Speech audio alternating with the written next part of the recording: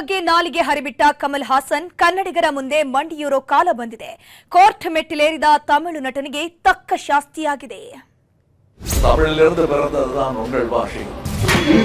I am wrong. I will apologize. If I'm not, I won't. ಷರತ್ತಾಗಿ ಕ್ಷಮಾಪಣೆ ಕೇಳಲೇಬೇಕು.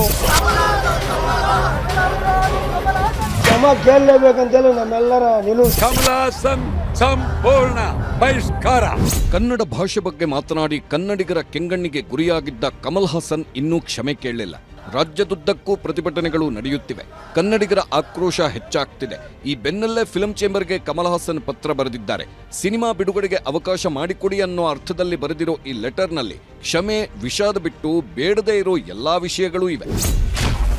ಶಿವಣ್ಣ ಬಗ್ಗೆ ನೀಡಿದ್ದ ಹೇಳಿಕೆಯನ್ನ ತಪ್ಪಾಗಿ ಅರ್ಥೈಸಲಾಗಿದೆ. ನನ್ನ ಮಾತುಗಳು, ನಾವೆಲ್ಲರೂ ಒಂದೇ ಕುಟುಂಬದವರು. ಕನ್ನಡವನ್ನ ಕುಗ್ಗಿಸಲು ನಾನು ಆ ರೀತಿ ಹೇಳಿಕೆ ಕೊಟ್ಟಿಲ್ಲ.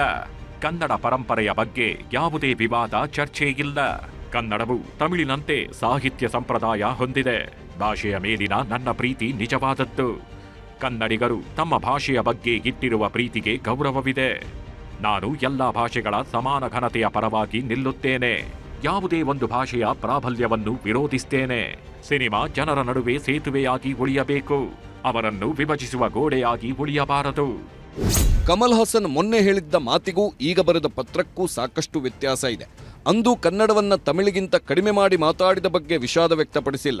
ಅದೇ ಕಾರಣಕ್ಕೆ ಕೋರ್ಟ್ ಸಹ ಕಮಲ್ಗೆ ಚಾಟಿ ಬೀಸಿದೆ. ಕಮಲ್ ಹಾಸನ್ ವಿವರಣೆ ಪತ್ರ ನೋಡಿದ ನ್ಯಾಯಮೂರ್ತಿ ನಾಗಪ್ರಸನ್ನ ಕಮಲ್ ಹಾಸನ್ರನ್ನ ತರಾಟೆಗೆ ತೆಗೆದುಕೊಂಡ್ರು. ಕಮಲ್ ಹಾಸನ್ ಪರ ಧ್ಯಾನ್ ಚಿನ್ನಪ್ಪ ವಾದ ಮಾಡಿದ್ರು. ಕಮಲ್ ಹಾಸನ್ ಹೇಳಿಕೆ ವಿರೋಧಿಸಿ ಚಿತ್ರಕ್ಕೆ ವಿರೋಧವಿದೆ. ಆಡಿಯೋ ಕಾರ್ಯಕ್ರಮದಲ್ಲಿ ಆಡಿದ ಮಾತಿಗೆ ವಿರೋಧ ವ್ಯಕ್ತವಾಗ್ತಾಗಿದೆ. ಈ ವೇಳೆ ಶಿವರಾಜ್ ಕುಮಾರ್ ಸಹ ಅಲ್ಲಿಗಿದ್ರು. ಕಮಲ್ ಹಾಸನ್ ಮೊದಲು ಕ್ಷಮೆ ಕೇಳಬೇಕು. ಕ್ಷಮೆ ಕೇಳಿದ ಬಳಿಕವಷ್ಟೇ ಅರ್ಜಿ ಪರಿಗಣನೆ ಆಗುತ್ತೆ. ನೆಲ, ಜಲ, ಭಾಷೆ ವಿಚಾರದಲ್ಲಿ ರಾಜಿ ಇಲ್ಲ. ಈ ಹಿಂದೆ ರಾಜಗೋಪಾಲಾಚಾರಿಯೇ ಹೇಳಿಕೆ ನೀಡಿದ್ರು. ಆ ಬಳಿಕ ಕ್ಷಮೆ ಕೇಳಿದ್ರು. ಪರಿಸ್ಥಿತಿ ತಣ್ಣಗಾಯ್ತು. ಈ ಹಿಂದೆ ಕಾಲ ಸಿನಿಮಾ ವೇಳೆಯೂ ಹೀಗೆ ಆಗಿತ್ತು. ಆಗ ರಜನಿಕಾಂತ್ ಕ್ಷಮೆ ಕೇಳಿದ್ರು. ಕ್ಷಮೆ ಕೇಳದ ಹೊರತು ಹೇಳಿಕೆ ಹಿಂಪಡೆಯಲು ಸಾಧ್ಯವಿಲ್ಲ. ಕ್ಷಮೆ ಕೇಳಲಾಗದಿದ್ರೆ ಬಿಡಿ, ಕರ್ನಾಟಕದಲ್ಲಿ ಬಿಡುಗಡೆ ಯಾಕೆ? ಯಾರೊಬ್ಬರ ಭಾವನೆಯ ಮೇಲೂ ಸವಾರಿ ಮಾಡಬಾರ್ದು. 300 ಕೋಟಿಯ ಸಿನಿಮಾ ಅಂತೀರಾ? ಕ್ಷಮೆಯಾಚನೆ ಮಾಡಿ. ನಾಲೆಜ್ ಇಲ್ಲದೆ ಈ ರೀತಿ ಮಾತನಾಡಿದೆ ಅಂತ ಕ್ಷಮೆ ಕೇಳಿ. ಹೀಗೆ ಕಮಲ್ರನ್ನ ತರಾಟೆಗೆ ತೆಗೆದುಕೊಂಡ ಕೋರ್ಟ್ ಯೋಚನೆ ಮಾಡಿ ನೋಡಿ ಅಂತ ಕೆಲಕಾಲ ಮುಂದೂಡಿದ್ರು. ಮಧ್ಯಾಹ್ನ 2:30ಕ್ಕೆ ಮತ್ತೆ ವಿಚಾರಣೆ ಶುರುವಾಯಿತು. ಅವರಿಗೆ ಕನ್ನಡದ ಬಗ್ಗೆ ಯಾವುದೇ ದುರುದ್ದೇಶವಿಲ್ಲ. ಕಾರ್ಯಕ್ರಮದಲ್ಲಿ ಈ ಮಾತುಗಳನ್ನ ಆಡಿದ್ದಾರೆ. ಈ ವೇಳೆ ಶಿವರಾಜ್ ಕುಮಾರ್ ಸಹ ಆಗಿದ್ರು. ಎಲ್ಲ ಓಕೆ, ಒಂದು ಪದ ಎಲ್ಲಿ? ಎಲ್ಲವೂ ಸರಿಯಾಗಿದೆ. ಆದರೆ ಆ ಒಂದು ಪದ ಎಲ್ಲಿ?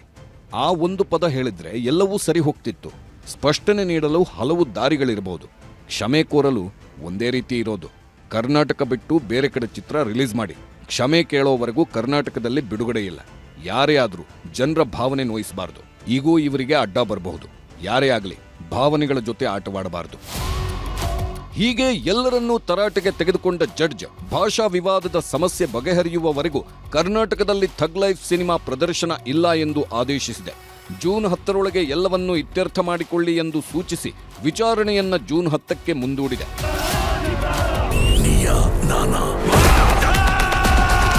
ಕಮಲ್ ಹಾಸನ್ ಕ್ಷಮೆ ಕೇಳೋವರೆಗೆ ಥಗ್ ಲೈಫ್ ಸಿನಿಮಾ ಬಿಡುಗಡೆ ಇಲ್ಲ ಅಂತ ಕೋರ್ಟ್ ಹೇಳಿಬಿಟ್ಟಿದೆ.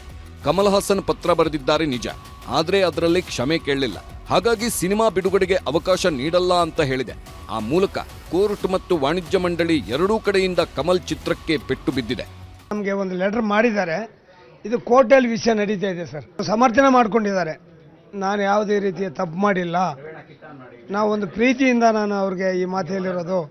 ಹಾಗಾಗಿ ಕ್ಷಮಾಪಣೆ ಕೇಳೋ ಪ್ರಶ್ನೆ ಇಲ್ಲ ಅನ್ನೋದು ಅದರಲ್ಲಿ ಅರ್ಥ ಬರುತ್ತೆ. ಅದೇ ಕಳಿಸಿದ್ದಾರೆ. ಎಲ್ಲರ ಜೊತೆಗೆ ಚರ್ಚೆ ಮಾಡೇನೆ ನಾವೇನೋ ಒಂದು ತೀರ್ಮಾನಕ್ಕೆ ಬರ್ತೀವಿ. ಕರ್ನಾಟಕದಲ್ಲಿ ಇಷ್ಟೆಲ್ಲ ಬೆಳವಣಿಗೆಗಳು ಆಗ್ತಿರೋವಾಗಲೇ ತಮಿಳು ಭಾಷೆ, ತಮಿಳು ನೆಲದ ಮೇಲೆ ಪ್ರೀತಿ ತೋರಿದ್ದಾರೆ ಕಮಲ್ ಹಾಸನ್. ಕಮಲ್ ನಿಮ್ಮೊಂದಿಗೆ ನಾವಿದ್ದೇವೆ ಎಂಬ ಪೋಸ್ಟರ್ಗಳು ಚೆನ್ನೈ ತುಂಬೆಲ್ಲ ರಾರಾಜಿಸುತ್ತಿವೆ. ಇದು ಕನ್ನಡಿಗರನ್ನ ಮತ್ತಷ್ಟು ಕೆರಳಿಸಿದೆ. Bureau report, news 18.